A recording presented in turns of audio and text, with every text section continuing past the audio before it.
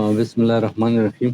نن د سوات پولیس لاین کې د پولیس شهدا فیملیز لپاره دغه هسپتال مونږ پرانیسته وکړله او دا چې کوم هسپتال دی د مقصد دا ده چې موږ څومره څه شهدا دي د هغو فیملیز لپاره لکه فری ټریټمنټ ورکول دا د مقصد ده.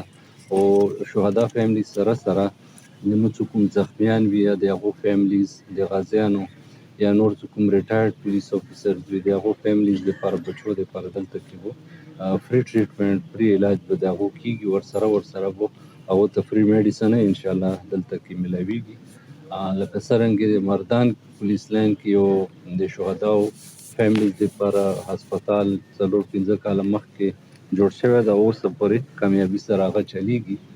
همدغسې دلته کې دا هسپتال هم قایم کړلو او په دې کې موږ چې کوم لوکل ډاکټرز اسوسییشن دي یا نور چې کوم ان جی اوز دي هغو موږ سره ډېره زیاته مرسته کړې ده د پکیام کې. او انشاءالله د پولیس فلاح و بهبود دپاره د پولیس ویلفیر دپاره دا به یو سنگ میل وي. او چې څومره پولیس افیسرز دي نن سبا ټریټمنټ میډیکل ټریټمنټ ډېر زیات ګران ده او چې کوم د نور هاسپټلز دي پبلک سیکټر والا هغو باندې برډن هم ډېر زیات ده. او زموږ پوره صوبې کې یو خو زموږ سروسز هاسپټل دی د پولیس او بل په مردان کې یو هسپتال 4-5 کاله مخکې جوړ شوی دا ورپسې زموږ دریم هسپتال ده.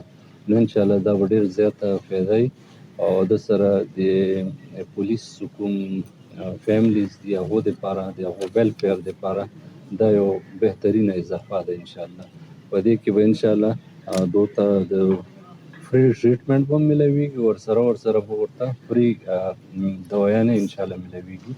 او د دا هسپتال مونږ ایم او یوز هم ساین کړي دي بعض پرایویټ هسپتالونو سره چې کوم پیشنټس ته کوم مریضانو ته سپوز د اپریشن ضرورت وي یا ایم آر آی کولو ضرورت وي هغه به دلته نه ریفر کېږي او هلته کې به هغو ته فری سرجري هم کېږي انشاءالله.